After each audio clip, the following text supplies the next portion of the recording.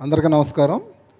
నేను చాలాసార్లు వెళ్ళాను బాపట్ల మహాలక్ష్మి పిరమిడ్ దగ్గరికి. మాధవ్ వర్మ ఎంతో వర్క్ చేస్తున్నాడు, అంతే ఎంతో ప్లాన్డ్గా. అతను ఇంజనీర్, అతను జాబ్ మానేసేసి చాలా సంవత్సరాల నుంచి ఈ ఈ పిరమిడ్ కట్టించడం మీద, క్లాసులు కండక్ట్ చేయడం మీద. విన్నారు కదా, ఒకేసారి ఒక 15-20 క్లాసులు 7 days పెట్టేసేసి 40 క్లాసులు ఒకేసారి ఆర్గనైజ్ చేసి 7 days వాళ్ళందరినీ 40 days క్లాసులకి తీసుకొస్తున్నారు ఆ మండలంలో. అంటే ఎంత ప్లాన్డ్గా వాళ్ళు వర్క్ చేస్తున్నారు.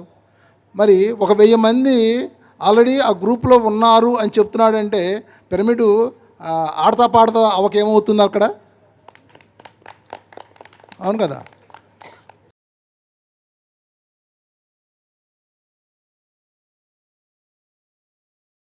సో క్యాజువల్గా అయిపోతుంది ఆ పిరమిడ్.